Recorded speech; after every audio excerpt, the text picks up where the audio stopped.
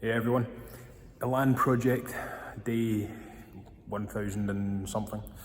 Didn't make a lot of progress in the last year, really should have, but I just really struggled working on the car in the confines of my own garage. Just when you've not even got space to like, get the doors open or get underneath the car, it doesn't work for me. I can't work like that. Fair play to people that can. But today in the workshop, hoping to get the body off the chassis. We're pretty much there in terms of all the preparation steps needed. So I'm going to do a walkthrough on the car. Essentially go front to back on top side and bottom side, all the things that I've needed to do to the car to get ready to split the body from the chassis, keeping the engine and gearbox in place. So starting on the top side, quite obviously, I have removed the bonnet, just to give more space to work around. Looking inside the engine bay, next thing you would have a radiator pack here, the radiator and the fan on the front of it. They are mounted to a cradle which attaches onto the body, so that needs to come out. It doesn't possibly need to come out, but it's a lot easier. It makes a bit of space to be able to give you some wee bit of fore and aft movement for lifting the body off. And you need to disconnect the radiator, drain all the fluids out and disconnect the hoses anyway. So that was done. Disconnect all the electrical earths, etc.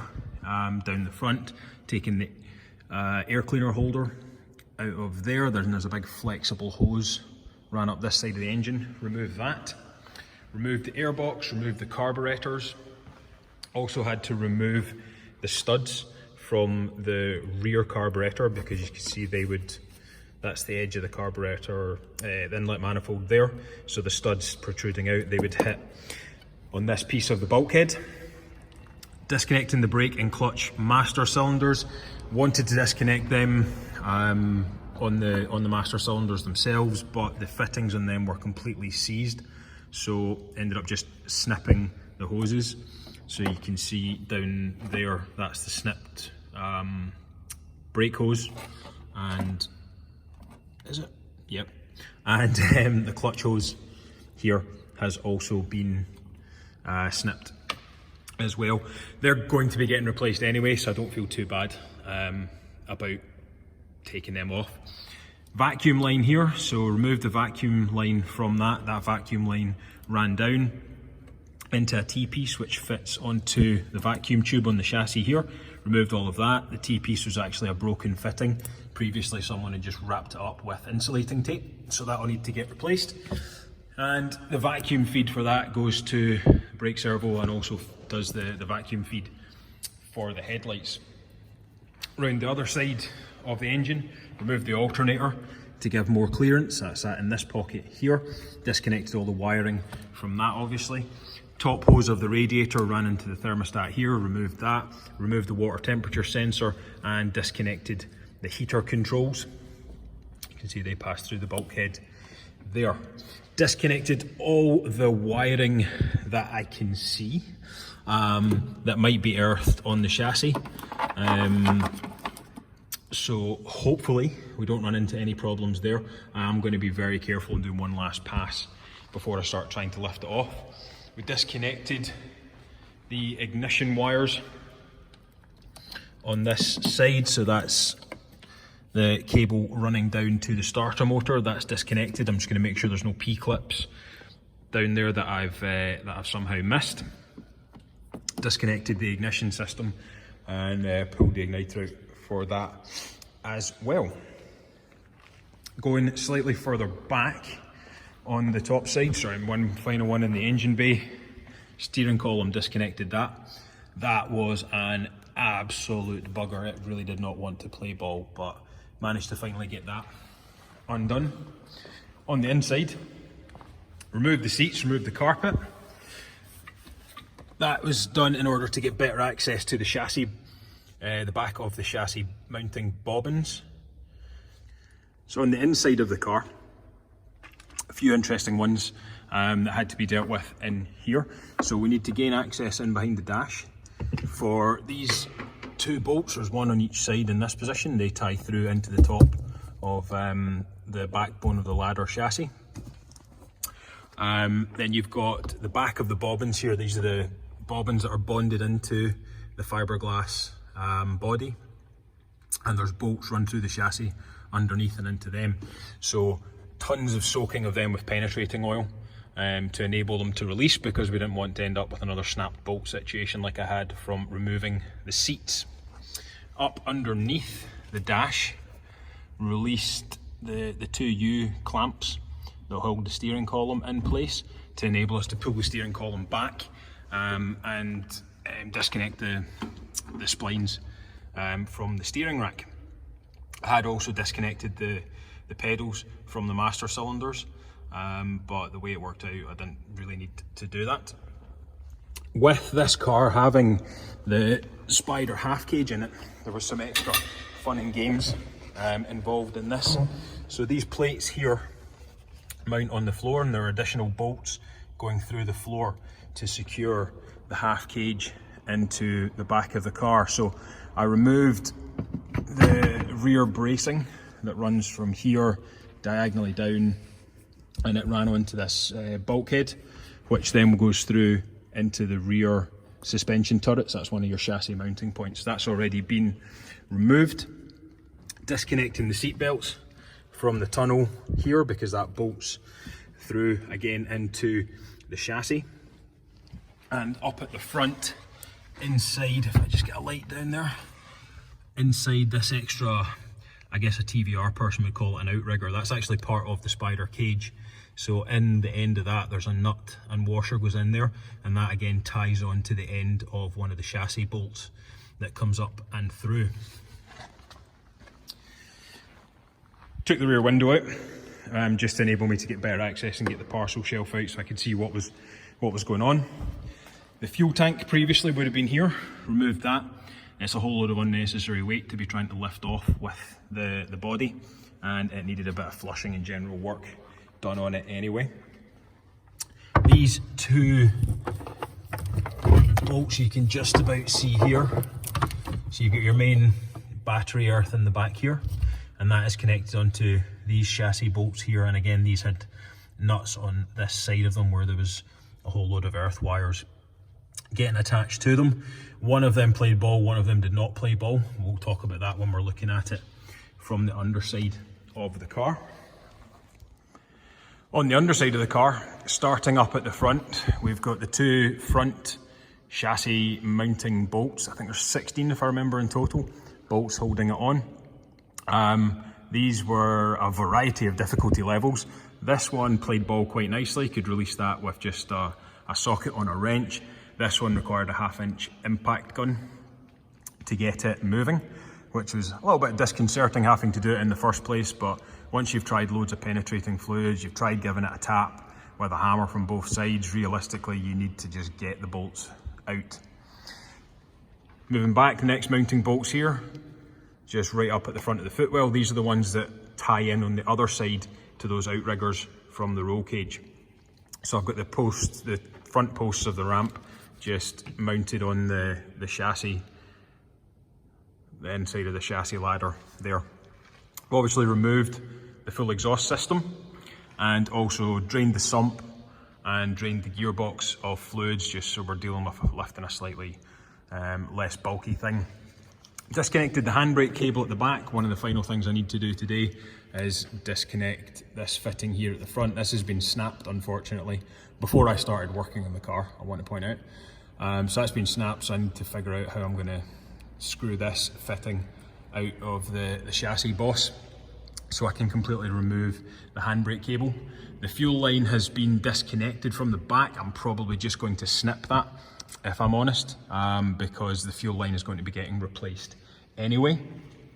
Moving back, these are the next two bolts that are coming through. These sort of come through at the front of where the seat would be, the bobbins on the transmission tunnel side. And now this is the tie-in for the Spyder roll cage. So the center holes on each of these two brackets, they mount onto the bobbins that are bonded into the chassis. And you can see there's a bit of a variation here. So this one's just flush against the bottom of the chassis. If you go around to this side, there are spacers involved. So I need to document what spacers go with what hole as I'm pulling it apart. But a variety of success stories with those holes.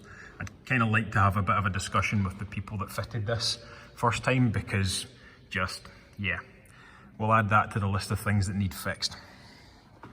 Moving further back, like I said, I disconnected the handbrake cable from in here, so that should come free. The fuel tank would normally sit up in this pocket, and then right at the back, these are to the 2 bolts that were coming through in the boot to be used as an earthing point. So this one was a real piece of work. The head of the bolt was in right up against the corners of this profile on the chassis, which meant I couldn't get an impact socket on it. I couldn't even get a normal socket on it, so I had to try and drive it through from the other side by running a couple of nuts on and pinching them together. In the end, that didn't work. It's just fortunate that the force of the impact driver on the nuts actually just ripped the thread out the bobbin, and I'm now in a position where that just got tapped through with a hammer, and I'll continue to push it out that way to get the body off. So that's us pretty much where we are. I don't think I've missed anything on the checklist there. Oh, the big dangly boy hanging down, that was the Spyder cable for connection into the gearbox. And we'll need to do a bit of investigation on that, because I'm pretty certain that the speedometer in this car has never worked in the entire time my father had it. So a couple more little jobs to do, check of the earthing points, and then we should be good to lift the body off. And I've brought in with me a few bits and bobs to help out with that. We have a couple of pallets with casters, so they are 1.2 meters wide, really useful actually. A standard Euro pallet is 1.2 meters that way, and the width sill to sill on an Elan is 1.2 meters. So one of them front, one of them at the back. The body should sit on them and enable me to roll it around nicely once I get it off the chassis. And I also cut some nice thick pieces of 20 centimeter squared, I think that's 12 millimeter or 18 millimeter ply. So when we're lifting the chassis off, lifting the body off the chassis, I'll use these in the corners just to give a bit of extra load spread. And we do have nice rubber feet on the ramp, but it's just nice to spread the load out as much as you can. These are the jacking points of the car here. You can hear that's quite firm, but there's no point in taking any risks that we don't need to.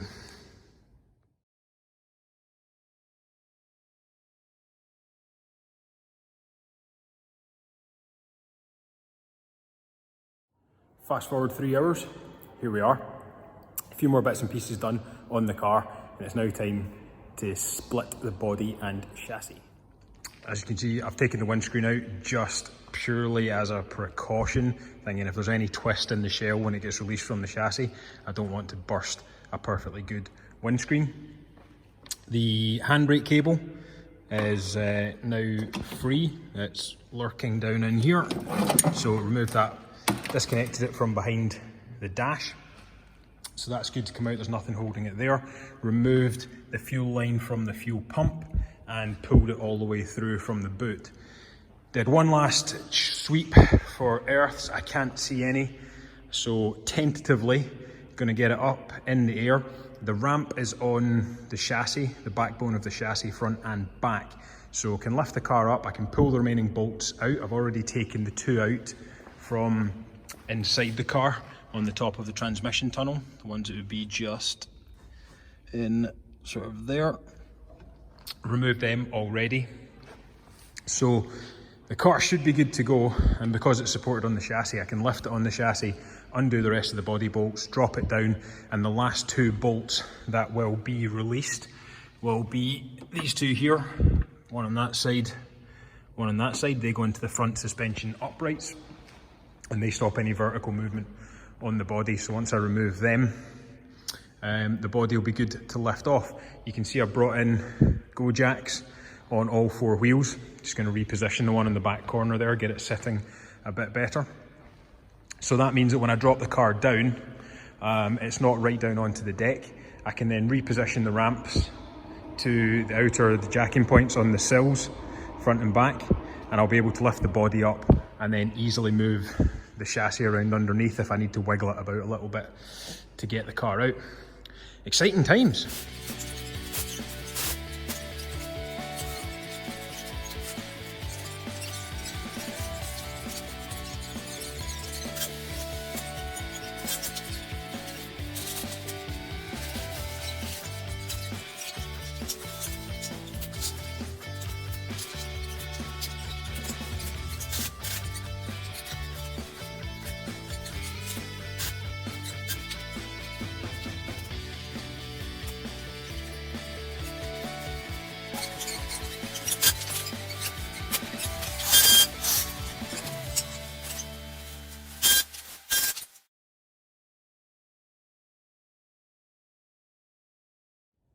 That was, quite simply, one of the most nerve-wracking things I have ever done in my entire life.